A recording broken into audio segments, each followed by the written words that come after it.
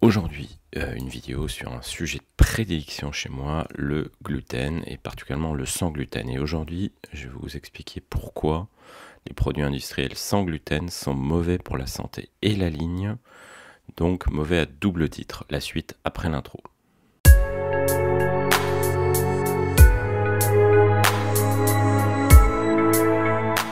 Bonjour et bienvenue sur la chaîne Green Escape où je parle de photographie, de nutrition et de randonnée, de fitness à l'extérieur.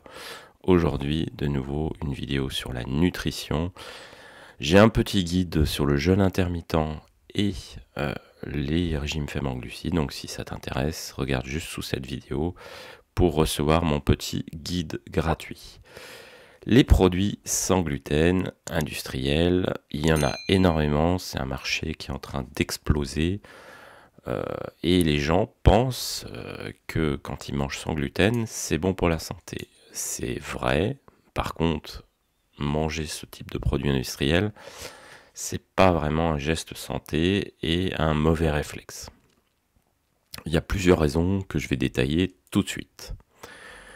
Tout d'abord, il s'agit de produits très raffinés où il y a beaucoup d'amidon.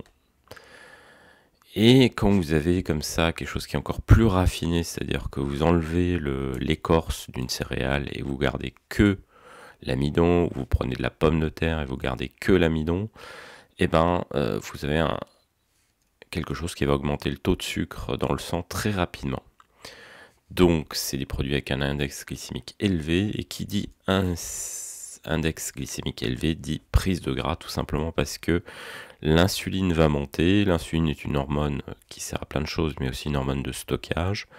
Et quand vous avez un taux de sucre élevé dans votre sang, vous passez en mode stockage, et donc tous les excès caloriques vont se stocker dans vos cellules graisseuses. Un petit exemple de produits sans gluten, c'est du pain. Donc je vous ai mis les ingrédients et vous voyez que le premier ingrédient, c'est de l'amidon de maïs, quoi. En gros, du sucre, si vous voulez, c'est que des glucides, de l'eau, du levain. Ensuite, vous avez de nouveau de la farine, donc de nouveau des glucides, de la farine de sarrasin, de la farine de riz, du sirop de riz. Alors ça, c'est encore pire parce que c'est du sucre. La fibre végétale, le psyllium, ça c'est un épaississant, de l'amidon de nouveau de riz, de l'huile de tournesol, de la protéine de soja. Alors ça c'est la protéine en plus de soja, c'est l'isolat de protéines de soja. Donc c'est un produit très raffiné pour extraire du soja la protéine. Donc un process ultra industriel. De nouveau une farine de céréales sans gluten, le sorgho, et un épaississant, l'hydropropylméthylcellulose, dont on reparlera plus tard concernant les additifs. Mais vous voyez qu'il y a même encore du sucre sur le dernier ingrédient. Mais ici, les ingrédients sont classés par ordre de fréquence et de quantité. Donc le premier ingrédient de ce produit, c'est de l'amidon.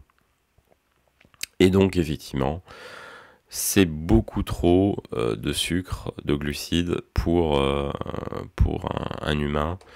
Donc c'est pas vraiment un produit santé. Vous avez l'impression que c'est un bon produit. Voilà. Une deuxième raison, souvent ces produits ne sont pas bio. Et c'est quand même très important dans certaines farines sans gluten. Par exemple, si c'est une farine de riz, le riz a tendance à accumuler du cyanure qui vient de l'eau de culture. Et en fait, quasiment tous les métaux lourds qu'il y aura dans l'eau de culture. Vous aurez aussi aucune garantie sur les pesticides. Et comme les produits sans gluten utilisent beaucoup d'amidon de maïs, pourquoi le maïs? Parce que le maïs, c'est une des farines sans gluten les moins chères et donc très utilisées.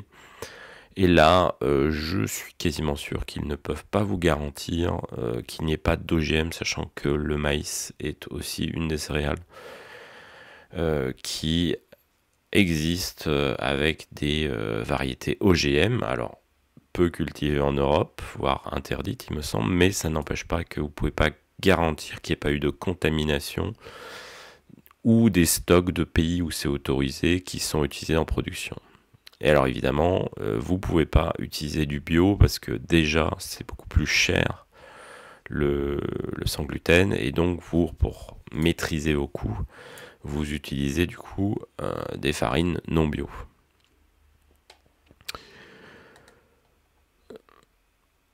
Troisième, c'est l'intérêt nutritionnel de ces produits. En fait, il est très faible puisque on a raffiné les produits pour éviter qu'ils soient contaminés par du gluten ou par d'autres allergènes.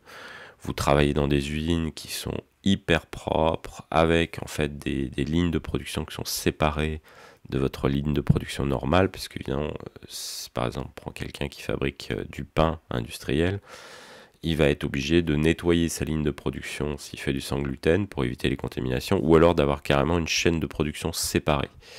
Et donc, pour éviter tout souci, il prend les produits les plus purs qui existent à la base. Donc, si vous avez que de l'amidon, il reste plus rien, il n'y a plus l'enveloppe, c'est que des glucides qui sont en forme de poudre, donc il ne peut pas effectivement arriver grand chose. Mais du coup, vous enlevez aussi plein de choses, les protéines, les huiles qu'il y avait dans ces produits, tout disparaît. Et donc, en fait, vous avez quelque chose qui n'a peu d'intérêt pour la nutrition, puisque c'est juste une grosse dose de glucides. Mon quatrième argument pour dire que ces produits sont mauvais pour la santé, c'est leur prix. Donc là, c'est carrément mauvais pour votre porte-monnaie. Le prix est multiplié par 4 en moyenne, hein, le prix d'un produit sans gluten industriel par rapport à son produit industriel classique, qui n'est pas meilleur, hein, mais c'est pour dire c'est 4 fois plus cher en moyenne. Ça s'explique par le prix des farines.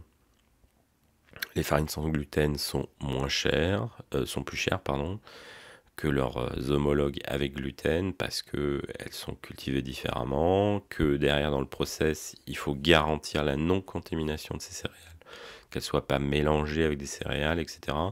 Donc tout est plus coûteux dans cette production, et donc vous avez des produits qui sont plus chers. Donc n'oubliez pas que vous avez des produits moins nutritionnels et en plus qui sont plus chers. Donc ça fait un peu beaucoup à ce stade-là. Voilà.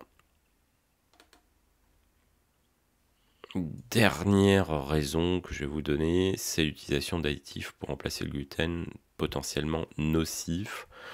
Je donnerai qu'un exemple, c'est le 463 qui est aujourd'hui encore largement utilisé, mais qui poserait problème par exemple chez les gens qui ont la maladie de Crohn, donc une inflammation des intestins. Donc généralement ces gens-là ont aussi du problème avec des gluten, voilà.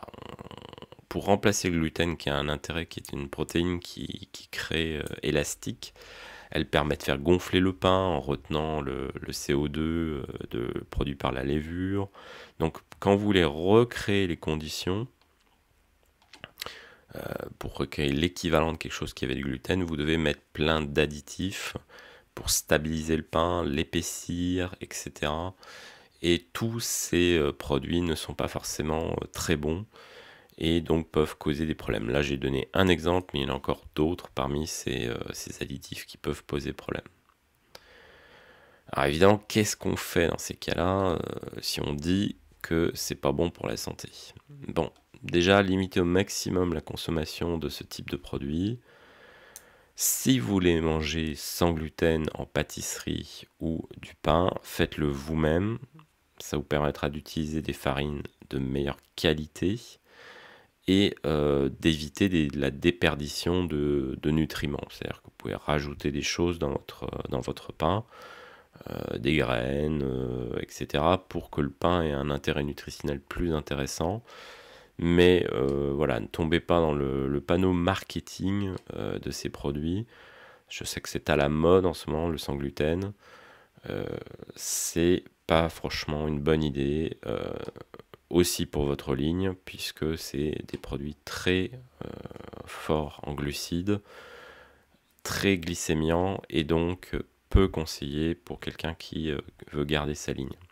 Voilà, c'était tout pour aujourd'hui. Je vous dis à très bientôt pour de nouvelles vidéos. Ciao!